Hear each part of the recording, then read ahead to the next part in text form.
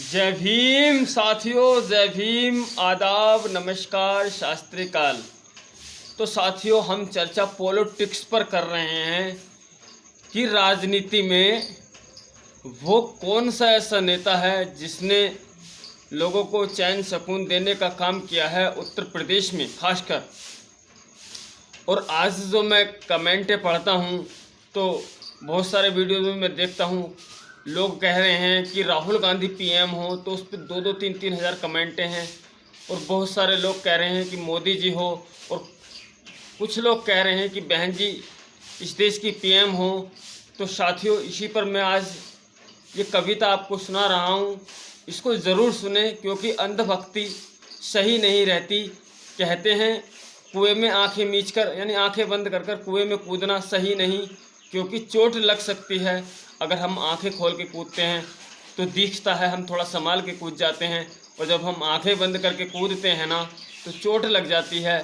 तो हम लोग आंखें मूंद के ही तो वोट कर रहे हैं, बिना सोचे समझे ही तो हम लोग ये कह रहे हैं कि राहुल जी पीएम सही हैं, मोदी जी पीएम सही हैं। तो सुन लीजिए कि राहुल जी ने आपके लिए क्या किया है कांग्रेस ने, और क्या मोदी जी ने किया है बीजेपी ने। कि राहुल ने शिक्षा छीनी, राहुल ने ये शिक्षा छीन ली, और मोदी ने सबदाम, और माया ने रोजगार दिया मजदूरों को काम। कि साथियों, राहुल जी ने, आप हमारे समाज के बहुजन समाज के लोग कहते हैं कि राहुल पीएम सही हैं। अरे राहुल काहे के पीएम सही हैं? उन्होंने तो हमारी शिक्षा छीनी थी। यानी स्कूलों में मिड डे मील चलाया था, और स्कूलों में मिड डे मील न चला होता तो आज प्राइवेट स्कूल ना होते, और प्राइवेट स्कूल ना होते तो एक कक्षा 5 के बच्चे की किताबें 5-5 हज़ार 3-3 हज़ार रुपये की ना आती। और यानी बच्चों को पढ़ाना बहुत कठिन हो गया है साथियों। यानी ये शिक्षा जो छीनी है तो ये राहुल जी ने ही छीनी है। उनकी सरकार में, मनमोहन जी की सरकार में मिड डे मील चलाया गया स्कूलों में, और यानी शिक्षा व्यवस्था को ख़त्म किया गया। और मोदी जी ने सब दाम, यानी मोदी जी ने सब पैसा पब्लिक का छीन लिया, दुनिया भर की महंगाई कर दुनिया भर के टैक्स डालकर। और माया ने रोजगार दिया और मजदूरों को काम, यानी बहन जी ने लोगों को रोजगार दिया है, जैसे सफाई कर्मी की नौकरी, पुलिस की नौकरी, अनेकों नौकरियां दी हैं साथियों। और मजदूरों को काम, यानी नोएडा जो सिटी है, ये नोएडा को बनाने का काम उत्तर प्रदेश से बाहर के लोगों को मैं बताता हूँ बहन जी ने किया है। बहन जी ने ऐसी सिटी बैठाई जैसे कि जापान। नोएडा में आप जाएंगे तो ऐसा मानेंगे जैसे कि हम जापान में घूम रहे हैं। और लखनऊ को ऐसा बनाया बहन जी ने, जिसे कहते हैं उसको भी जापान बना दिया बहन जी ने। और साथियों, बहन जी ने अपनी सरकार के रहते हुए उत्तर प्रदेश में बहुत सारे गाँवों को गोद लिया था। मोदी जी ने तो खाली बकवास ही किया है, और कांग्रेस ने भी बकवास ही किया है। काम तो उत्तर प्रदेश में बहन जी का बोलता है साथियों। मगर है क्या जाति? ये जाति है कि जाति ही नहीं। और कुछ तो हमारे भी समाज के लोग रेड कर रहे हैं। जब 14 अप्रैल आता है तो गाने चलाते हैं चमार के, जाटव के। ये बुरी बात है साथियों, हमें इस तरह की वीडियो नहीं बनानी चाहिए चमार जाटव के नाम पर, क्योंकि इससे नफरत पैदा होती है। कि बहन जी ने जब गाँव को गोद लिया तो ऐसे गांव बनाए साथियों, गाँव में यानी घरों में पक्का नहीं होता था उस समय, और सीसी रोड डाल दिए बहन जी ने, ऊंची ऊंची लाइटें लगाने का काम बहन जी ने किया। बहुत ऐसे काम किए साथियों बहन जी ने, आज तक किसी ने वर्ल्ड में नहीं किए होंगे। मगर ये जो कुछ चंदू मीडिया यानी ये बहन जी के प्रति कभी लोगों को बताते ही नहीं, उनके कामकाज के बारे में कभी नहीं बताते, कभी दिखाते नहीं। ये सोचते हैं कि सत्ता कुल मिलाकर एससी की ना आ जाए, और इस देश में प्रधानमंत्री ओबीसी भी बन चुका, स्वर्ण समाज के बन चुके हैं साथियों। एक बार एससी का प्रधानमंत्री भी तो बनाकर देखिए, फिर इस देश के हालात देखिए कितने अच्छे होंगे। अब अगली पंक्ति में आपको सुना रहा हूँ कि अखिलेश गुंडे दे गए होते ही छीने शाम। कि अखिलेश जी की सरकार में गुंडेपन पे गुंडों ने जन्म लिया, और दिन में ही बहुत सारे रोड तो हमारे उत्तर प्रदेश में ऐसे थे जो दिन में 5 बजे ही बंद हो जाते थे, क्योंकि वहाँ लूटपाट अधिक संख्या में होती थी। कि अखिलेश गुंडे दे गए होते ही छीने शाम, यानी शाम के होते ही वो लोगों के पैसे छीन लिया करते थे, वो लोगों का अपहरण कर लिया करते थे, वो लोगों की जान को नुकसान पहुंचाते थे, वो लोगों के माल को नुकसान पहुंचाते थे।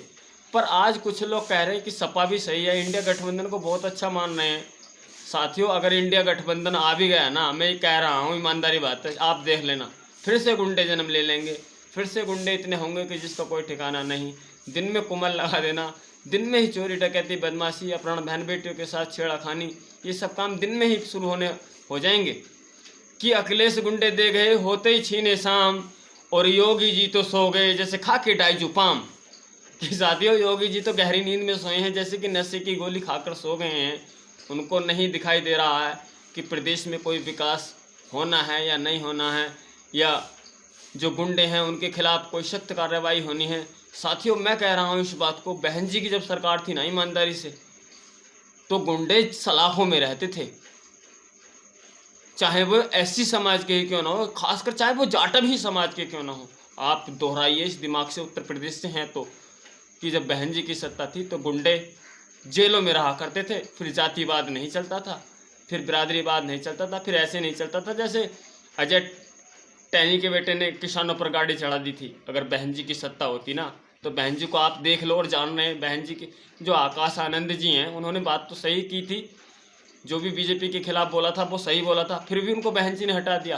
बहन जी नहीं चाहती कि किसी प्रकार की किसी पर गलत टीका टिप्पणी की जाए, उसको बहन जी चाहती हैं उसको ऐसे शब्दों में कहा जाए किसी को बुरा भी ना लगे और बात हमारी पूरी भी हो जाए।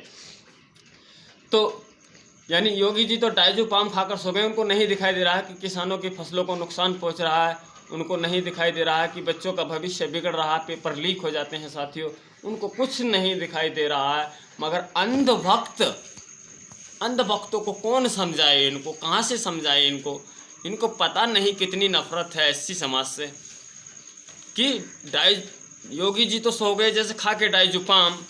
और कौन समझाए, कौन समझा सका कौन यहाँ गुंडों को लगाम।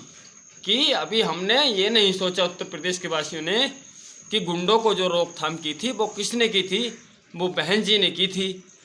कि कौन समझ सका कौन लगा सका यहाँ गुंडों को लगाम, और नोएडा जापान बना दिया ऐसे बहन के काम।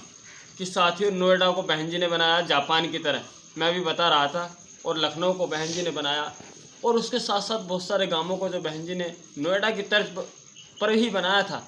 मगर ये जातिवादी मीडिया ने कभी नहीं दिखाया, जैसे संदीप चौधरी है, जैसे रवीश कुमार है, बहुत जैसे रंजीत रंजन है, बहुत सारे पत्रकार ऐसे हैं साथियों।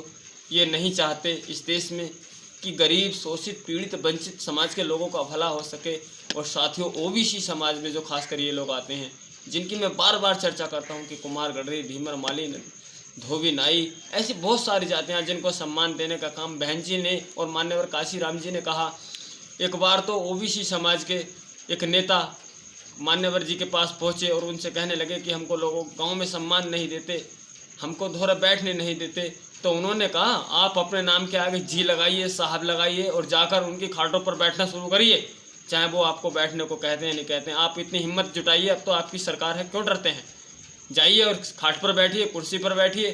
तो थोड़ा थोड़ा लोगों को हिम्मत आनी शुरू हुई, और गूंगों को जुबान देने का काम, यानी गूंगे इन्हीं को जो कमज़ोर तबका है, जिनके पास इतनी हिम्मत नहीं किसी की खाट पर जाकर बैठ जाए, उनको जवान देने का काम बहन जी ने और मान्यवर काशीराम जी ने किया। बाबा साहब के बाद साथियों आज जो हम लोग बोल रहे हैं, मैं भी जो बोल रहा हूँ या आप भी जो भी कर रहे हैं, ये सब बाबा साहब, मान्यवर और बहन जी की बदौलत है साथियों। लोग ये सोचते हैं आज भी, गुंडे ये सोचते हैं, ये डरते हैं आज भी कि कहीं बसपा की सरकार न आ जाए। इसीलिए तो बसपा के खिलाफ अनेकों प्रकार के षड्यंत्र रचाते हैं, बहन जी को कमज़ोर करने में लगे हैं। इन मनुवादी मीडियाओं की बातों में हमें क्यों आना चाहिए? हमें रियल में जो सही काम करता है उसके हाथों में सत्ता देनी चाहिए साथियों।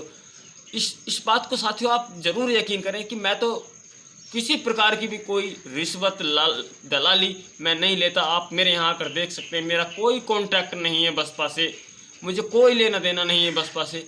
बस मुझे लेना देना है तो अपने देश की आवाम से, जनता से लेना है कि इस देश में जो गरीब शोषित पीड़ित वंचित भूमिहीन लोग हैं, अशिक्षित लोग हैं, बेरोजगार लोग हैं, यानी भूमिहीनों को ज़मीन दी जाए। कुछ लोग तो इस देश में 1000 बीघे 500 बीघे पर कब्जा करे पड़े हैं, 200-300 बीघे पर कब्जा करे पड़े हैं। साथियों इस देश में हिस्सेदारी तो उनकी भी बनती है जिनके पास एक भी से ज़मीन नहीं है गांव में रहकर, उनको भी तो 3-4 बीघे ज़मीन दी जाए ताकि वो अपने पशु पाल सकें, अपने बच्चों को पढ़ा लिखा सकें। और साथियों जो लोग अशिक्षित हैं उनके बच्चों को शिक्षा दी जाए मुफ्त में, उनको अच्छी शिक्षा स्कूल यानी प्राइमरी जो स्कूल हैं, जूनियर जो स्कूल हैं या इंटरमीडिएट जो स्कूल हैं हमारे सरकारी, उनमें मास्टरों की व्यवस्था बढ़ाई जाए। इस मिड डे मील को हटाया जाए, इस मिड डे मील की जगह बच्चों को स्कॉलरशिप दी जाए या उसको कपड़े बनाए जाएँ, यानी इस प्रकार की सुविधाएं दी जाएं खाने को छोड़कर, ताकि बच्चे पढ़ सकें और उनको टाइम टेबल से मास्टरों की यानी हर घंटे पर घंटों के हिसाब से पढ़ाई होनी चाहिए, जैसे प्राइवेट स्कूलों में की जाती है, यानी सरकारी स्कूलों में ऐसी व्यवस्था की जाए ताकि बच्चे पढ़ सकें और वो भी अक्षरों को पहचान सकें। आज स्कूलों का हाल ऐसा है साथियों, कक्षा 10 के बच्चे प्राइमरी में पढ़ने वाले अक्षरों को नहीं पहचानते, शब्दों का जोड़ नहीं मिला सकते, वो सवाल नहीं कर सकते, वो अंग्रेजी नहीं पढ़ सकते। साथियों कितनी दुविधा की बात है, कितनी बुरी बात है साथियों। हम लोग इन चीज़ों पर ध्यान नहीं देते, हम लोग अंधभक्ति में डूबे। हम कहते हैं राहुल पीएम बन जाएं, मोदी जी पीएम बन जाएं, मोदी जी जिंदाबाद, जय श्री राम। ये बहुत गलत बात है, इनसे कुछ नहीं रखा, इनसे हमारे बच्चों की भविष्य अच्छा होने वाला नहीं, खुशहाल होने वाला नहीं। तो साथियों कम से कम हमें ईश्वर ने ये दिमाग दिया है, ये दिमाग इस्तेमाल करने के लिए ही तो दिया है। ऐसा कोई है कि एक रास्ते में कहीं कील पड़ी है मैं उस पर ही निकल जाऊं। ये आंखें दिमाग इसलिए दी हैं क्योंकि मैं बच के निकलूं। तो साथियों हमें बच के निकलना है, हमें इन जातिवादी मीडिया की बातों में नहीं आना है, हमें इससे बचना है और हकीकत में ये देखना है, ये खोजना है कि बहन जी ने कितने अच्छे काम किए हैं। तो साथियों और ज़्यादा बातें ना कहकर मैं यही कहना चाहूँगा साथियों कि हम सब लोग अभी तो कई चरण बचे हैं हमारे, हमें अपना वोट, चाहे हम भारत के किसी भी कोने में रहते हैं, चाहे हम SC हैं, ST हैं, OBC हैं, चाहे हम स्वर्ण समाज के ही क्यों नहीं हैं, क्योंकि बहन जी ने तो स्वर्ण समाज के लिए भी काफ़ी काम किया है। तो साथियों हमें अपना वोट इस जातिवादी से इस जातियों से निकलकर, इन धर्मों से निकलकर, कुल मिलाकर हमें अपना वोट बसपा को देना चाहिए। और एक बार तो कम से कम आप बसपा की सरकार बना दीजिए, और एक बार आप बसपा की सरकार बनाते हैं तो ईमानदारी से कह रहा हूँ साथियों, इस देश का भविष्य उज्जवल होगा, बढ़िया होगा, सब खुशहाल होंगे।